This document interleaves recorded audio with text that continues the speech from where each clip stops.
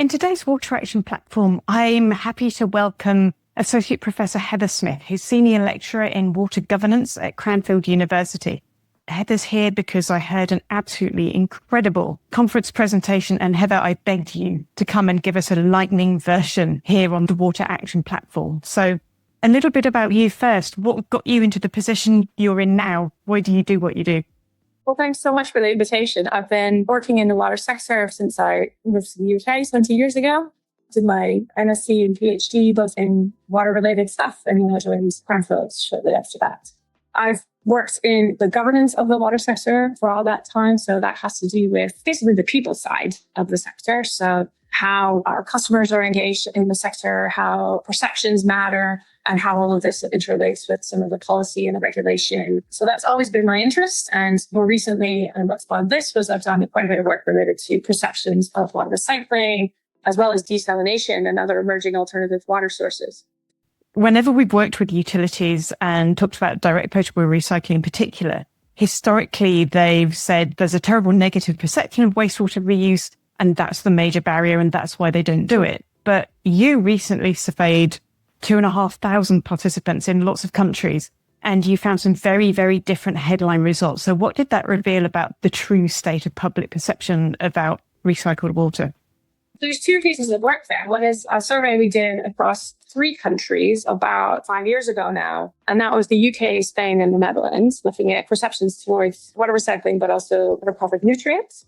And then more recently, I did a piece of work with the DWI, so the Drinking Water Inspectorate, also looking at kind of an update on the perceptions towards water recycling. And there was a kind of companion piece also in the Netherlands that looked at something similar. And the more recent one was quite interesting because we found actually that levels of support were quite high. Nearly 80% of the population that we surveyed was supportive of the concept. Now, that was a response to a survey where we talked about the general concept of water recycling for drinking, so not any specific proposal or anything like that. But we did find that the support was quite high. It tends to drop a little bit when you ask people, would you drink it? So on balance, I think actually the perception that public reaction is going to be a barrier is not necessarily true. That's not to say that it wouldn't ever happen. There have definitely been cases around the world where public reactions have been negative and it's managed to derail some water recycling projects. There's a few famous examples of that. But at least in the UK and different parts of Europe, we'd be pretty confident that it's not necessarily a barrier. You could see some localized issues, but that kind of background aversion doesn't seem to be there in the results that we've got. Interesting. That's really interesting. So even if there is a local or even a particular issue about a specific project, it's not a blanket deal breaker the way it often seems to be perceived in the water industry. You said your survey didn't look just at drinking water. You looked at public openness to consuming food grown using recovered water and recovered nutrients from wastewater, and you found higher support for the recovered nutrients than for drinking the recycled water. Can you explain why the public perceives these two things differently? That piece of work looked across 3 different countries, and in the Netherlands, and especially in Spain, the use of water recycling for agriculture is already fairly well established. So there wasn't really an inherent aversion to that. Whether people realize that's the case is a different story. But certainly it is a well-established practice, whereas it doesn't happen currently in the UK. I think part of the reason why we tend to see higher support for that is there's a greater distance between wastewater as the source and points of consumption. People think of a few more steps in between, I guess, but that's just a theory. The survey can't tell us exactly what reason that is, and certainly that would be an interesting area to do further research in, as to exactly why that's the case. That's really interesting. And the comment that you made about something being common practice in Spain where it's not in the UK holds true for, I presume, all sorts of things. So if we extrapolate that out to social norms, which are based on trust, then we know that you've noted before that people's reactions are influenced by social norms and what's common within their immediate networks. And there's an issue about what's accepted, and there's a critical role of trust in the utility delivering the water or delivering the nutrients or the service. So how do we absorb that information, that insight that you've got into the rest of the water sector and build the trust so that we can create the same kinds of social norms in other countries or in our own communities? our results have consistently shown that social norms are a really important kind of influencing factor. And what that means is that people tend to be really influenced by what people in their immediate circle think and what people in their kind of immediate environment think is normal.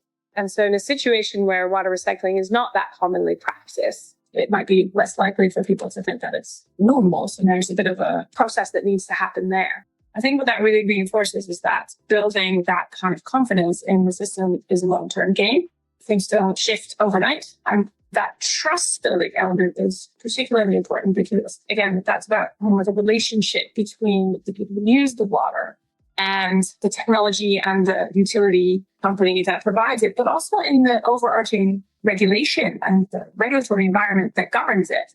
And we see some interesting interactions there between how people view the company that provides the water versus the overarching regulation. And actually, if they have confidence in the regulation, they're more likely to have confidence in the company. So those two things are quite closely interlinked, even though they're somewhat distinct.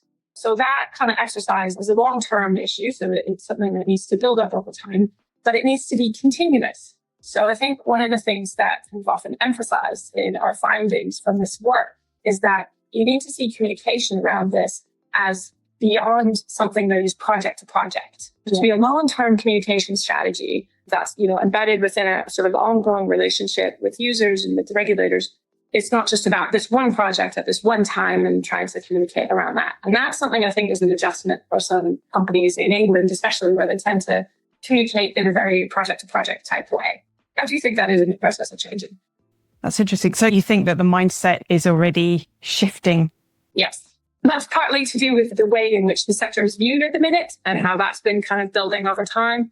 Because again, those sorts of negative narratives that we currently see, they didn't happen overnight either. That's been a process that has been kind of mounting over time. So I think some of the companies have been responding to this already by making their communication strategies a bit more embedded and a bit more long-lasting and continuous. So it's more of a continuous conversation with public and with other stakeholders rather than a project-specific thing.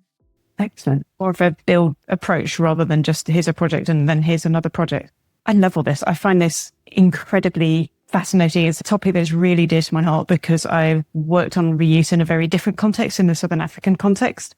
And there we had direct potable reuse from some of the dirtiest possible wastewater, but with no trust issues because the public was already in a trust relationship with the provider of the water in a way that just surprised me incredibly. So finding that in Europe, in a much better governed system, dare I say, one that's much less reliant on the private sector to step in and provide goods and services where there might be public sector failings is really, really interesting to me, and I'm sure to other people as well.